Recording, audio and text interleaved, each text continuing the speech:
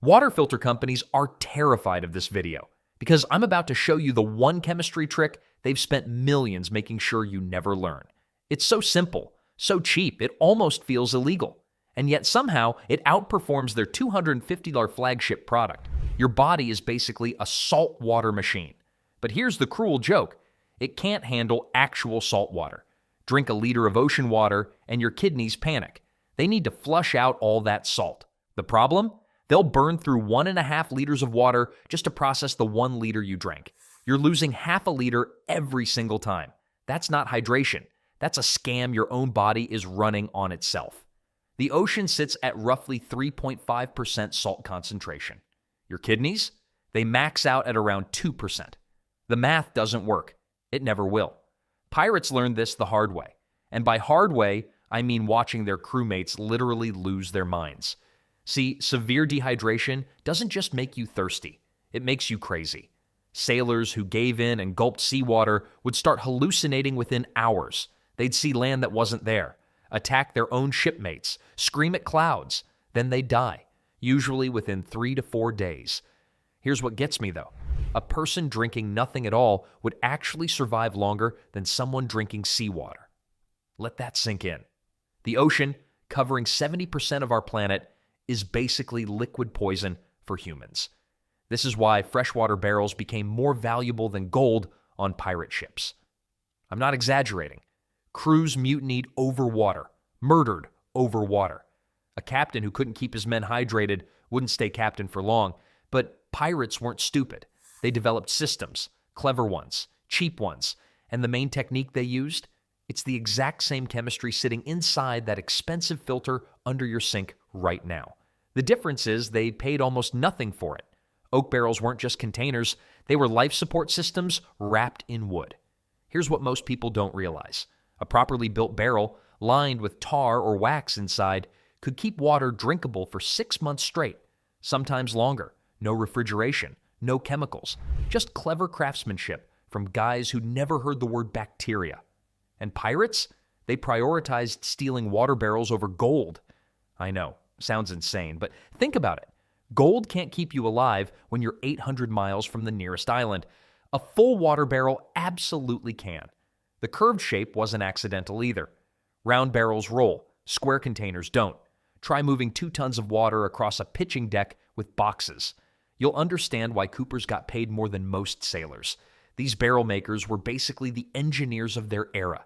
A leaky barrel meant dead crewmates. Simple as that. Captains paid premium prices for good ones and threw bad Coopers overboard. Okay, maybe not literally, but close. Now here's where the math gets interesting. One pirate needed roughly a gallon of water daily in Caribbean heat. A crew of 100? That's 100 gallons every single day for voyages lasting months. We're talking thousands of gallons of storage space, packed into wooden hulls already stuffed with cannons, gunpowder, and stolen cargo. Smart captains developed rotation systems. Oldest water first. Emergency reserves stayed sealed until absolutely necessary. Some crews marked barrels with chalk dates, like expiration labels at your grocery store. Except getting this wrong meant dying, not just a stomachache. But even the best barrels eventually ran dry.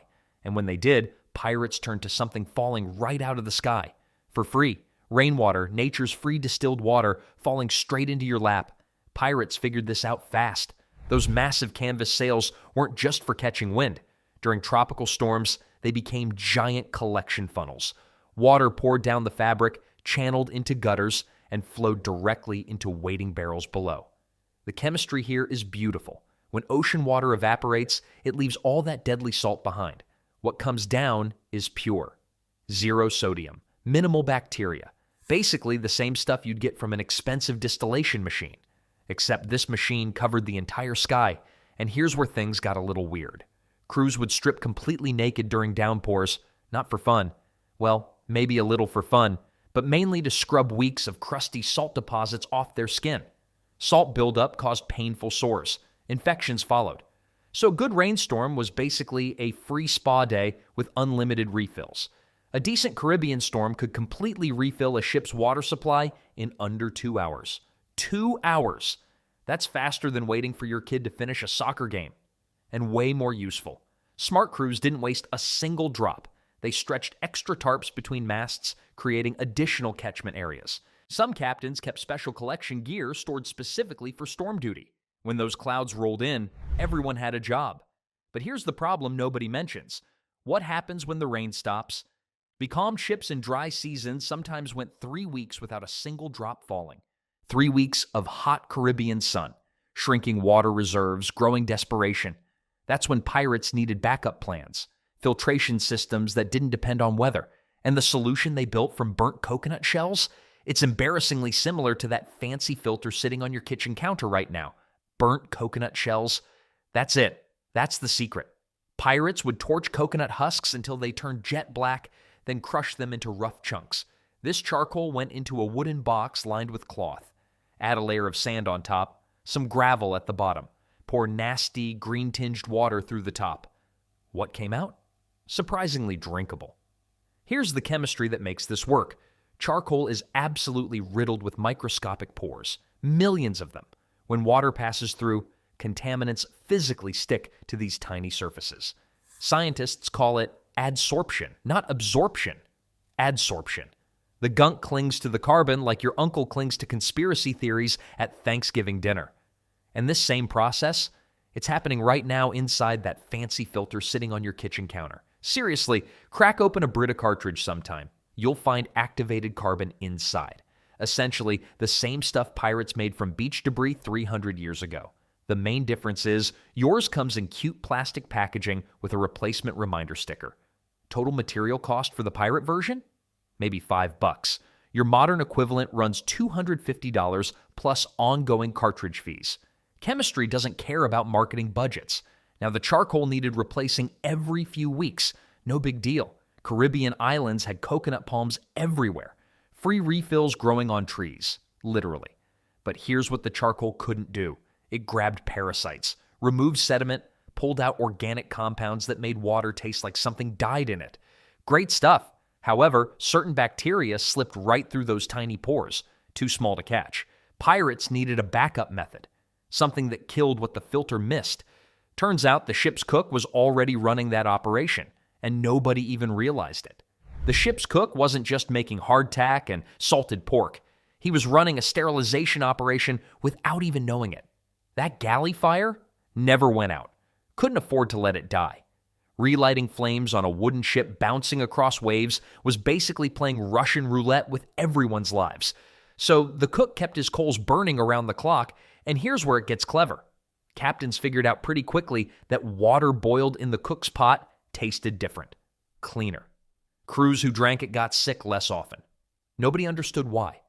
Germ theory wouldn't exist for another 200 years, but results don't need explanations to work.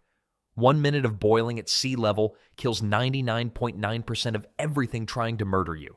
Bacteria, parasites, viruses, gone. All it takes is heat and time.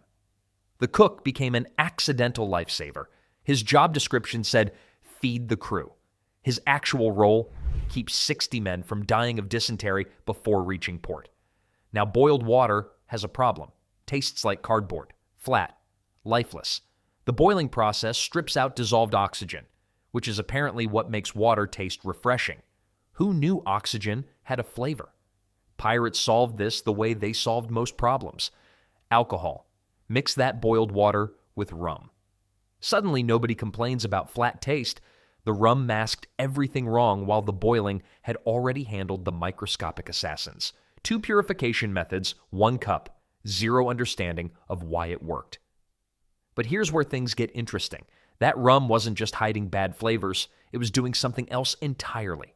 Something the British Navy would accidentally turn into official policy decades later.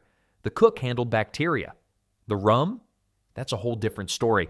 The British Navy stumbled into one of history's greatest accidental health policies, all because sailors kept complaining about warm rum. Admiral Vernon had a problem in 1740. His crews were getting absolutely hammered on straight rum rations. Drunk sailors and cannon operations don't mix well. His solution? Water it down.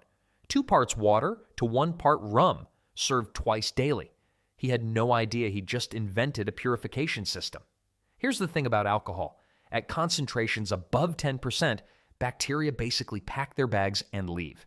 They can't reproduce, can't thrive. The rum-water mixture created an environment where most waterborne nasties simply couldn't survive. But wait, it gets better. Vernon added lime juice to mask the watered-down taste. Sailors called this mixture grog after his waterproof cloak. What nobody realized?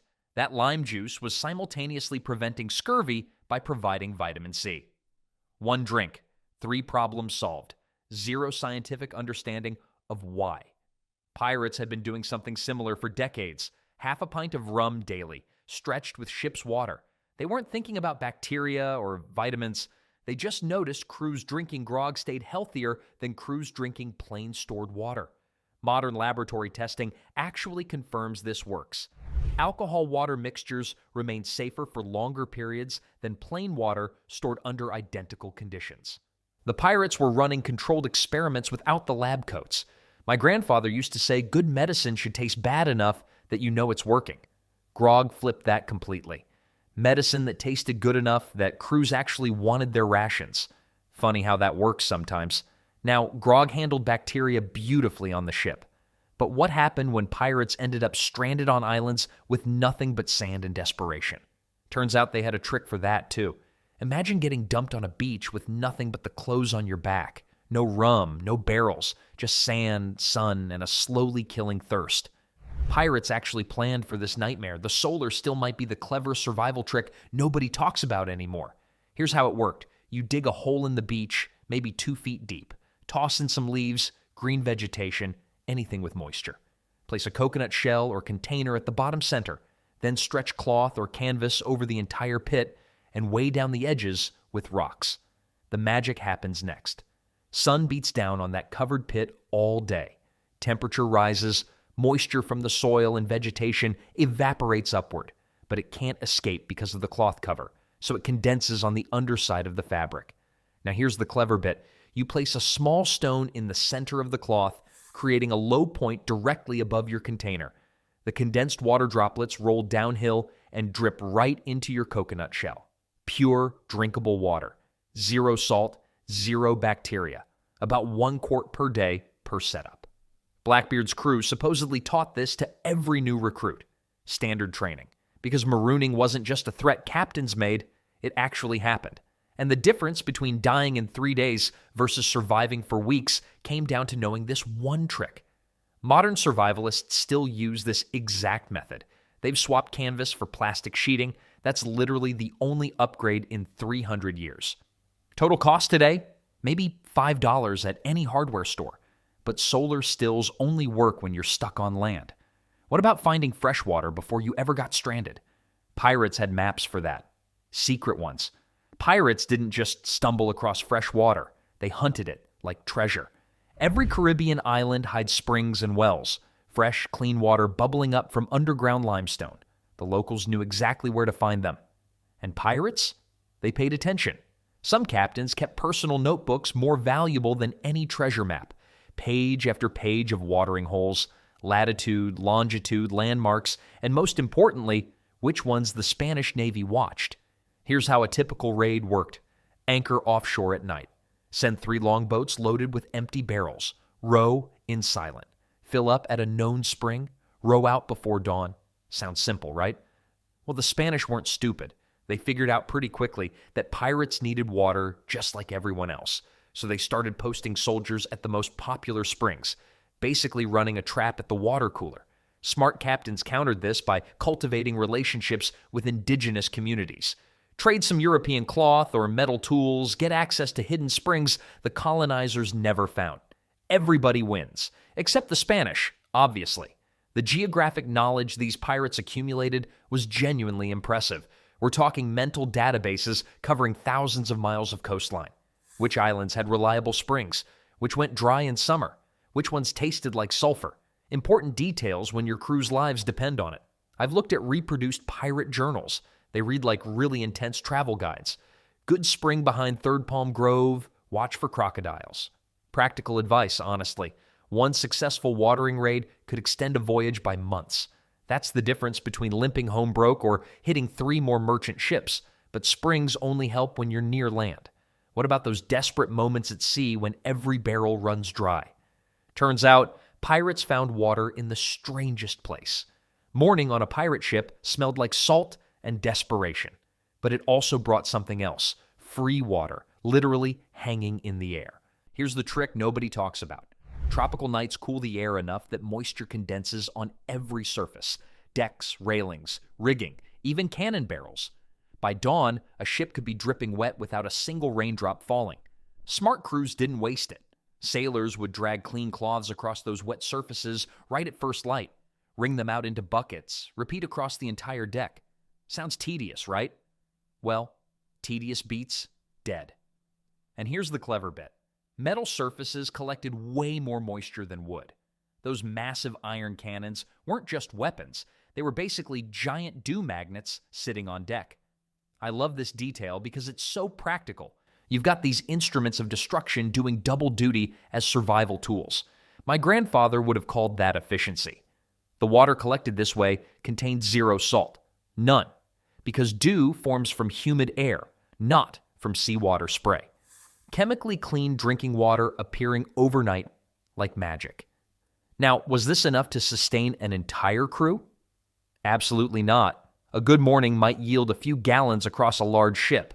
That's maybe enough for 5 or 6 men's daily needs. But during those brutal calm periods when rain refused to fall and the nearest island sat days away, those extra gallons meant everything. Combined with strict rationing, dew collection could stretch survival by 3 or 4 additional days. Doesn't sound like much until you're the one counting hours. The technique required nothing except effort and timing. No equipment, no special knowledge, just waking up early and working fast before the sun burned everything dry. Speaking of equipment, let's talk about what you're actually buying with those fancy modern water filters. Let's talk about that fancy water filter sitting on your counter. The one that cost you $250, maybe more. Here's what the marketing doesn't mention. That premium activated carbon inside, chemically identical to burnt coconut shells. The same coconut shells pirates charred on Caribbean beaches 300 years ago, same molecular structure, same adsorption process, same results. Your expensive system didn't invent anything. It just packaged it prettier. And those reverse osmosis units everyone raves about, they're mimicking evaporation and condensation. The exact principle behind pirate solar stills. Water turns to vapor, leaves the bad stuff behind, then becomes liquid again. Nature figured this out billions of years ago. Pirates figured it out centuries ago. Your filter company figured out how to charge you for it last decade. The main upgrade is speed and convenience. That's it. Want the honest truth? You could build a functional charcoal sand gravel filter for under $5. Hardware store materials, maybe 30 minutes of your time. Would it look as nice on your countertop? Absolutely not. Would it work? History says yes. Pirates proved these methods across millions of ocean miles. Brutal conditions, no refrigeration, no sterile environments, no replacement parts shipped overnight from Amazon. Your kitchen sink faces way easier challenges. I'm not saying throw away your expensive filter. Keep it, use it, enjoy the convenience, but maybe stop acting like modern technology invented water purification. Those desperate sailors figured out the chemistry long before laboratories existed. They tested it with their lives as collateral. Every method that failed killed someone. Every method that worked got passed down. That's research with actual stakes. Now here's what connects all these techniques together. The underlying principle that makes everything work.